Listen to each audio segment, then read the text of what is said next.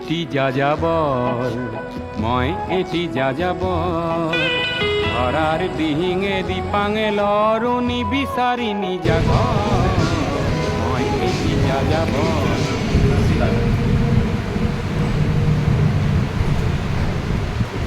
বৰ্তমান আমি আহি পাঠানকোটৰ ৰাস্তাত আছোঁ আৰু 100 কিলোমিটাৰ দূৰ পাঠানকোট।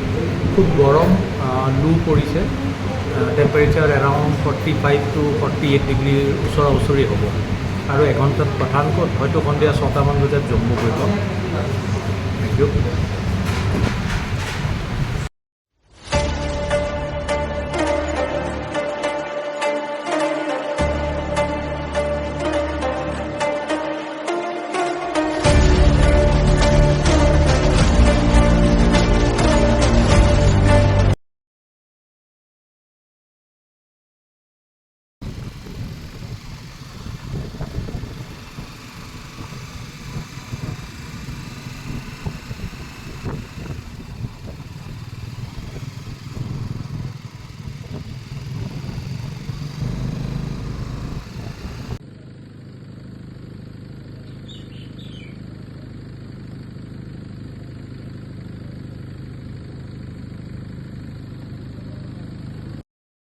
হেল্ল' এভৰিৱান, আপোনালোকক আকৌ স্বাগতম জনাইছোঁ মোৰ ইউটিউব চেনেললৈ।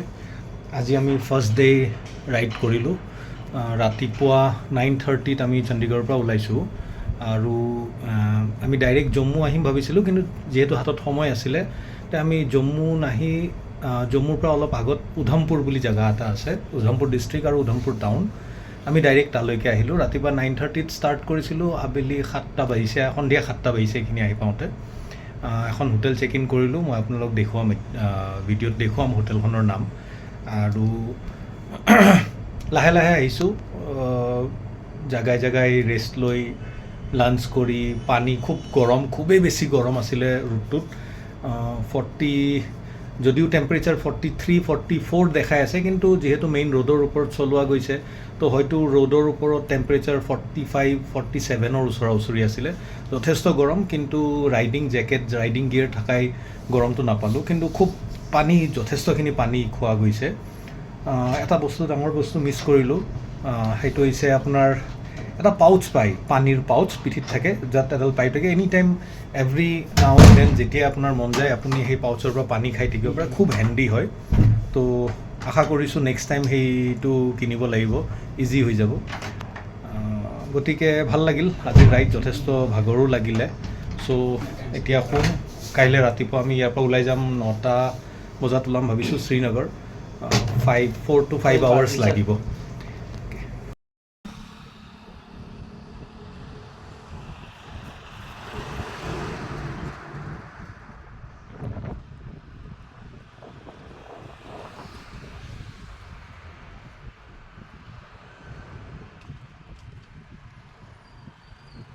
চনু আৰু ৰুমৰ অৱস্থা কাহিল। কিবাকৈ ৰুমত সোমাই বস্তুবোৰ এফালৰ পৰা পেলাই গৈছোঁ।